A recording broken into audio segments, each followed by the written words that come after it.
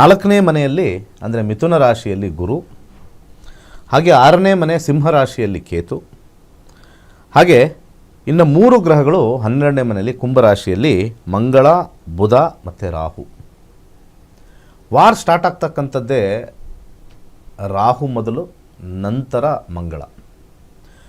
ಹೇಗಿದೆ ನೋಡೋಣ ನಮ್ಮ ದೇಶದ ಕುರಿತಾಗಿ ಹೆಚ್ಚಾಗಿ, ಹಾಗೆ ವಿದೇಶದ ಬಗ್ಗೆ ಸ್ವಲ್ಪ ಆ್ಯಡ್ ಮಾಡ್ತೀನಿ.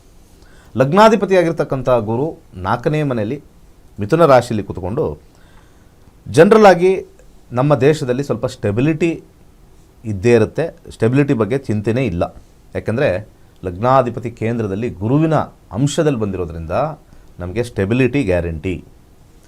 ಹಾಗೆ ನಮ್ಮ ದೇಶದ ಹಾಗೆ ವಿದೇಶದ ಈ ಒಂದು ಅಗ್ರಿಮೆಂಟ್ ಅಂತ ಏನು ಹೇಳ್ತಾರೆ ಅಥವಾ ಮಾತುಕತೆ ಏನು ಹೇಳ್ತಾರೆ, ಅದು ಬಹಳಷ್ಟು ಎಲ್ಲ ದೇಶದ ಜೊತೆ ಬಹಳ ಬಲಿಷ್ಠವಾಗಿರುತ್ತೆ. ಯಾಕಂದರೆ 4ನೇ ಮನೆ ಕೇಂದ್ರ ಸ್ಥಾನದಲ್ಲಿರ್ತಕ್ಕಂಥ ಗುರು ಇದನ್ನು ಬಲಯುತ ಮಾಡ್ತಾರೆ. ಇದು ಮೊದಲನೇ ವಿಚಾರ.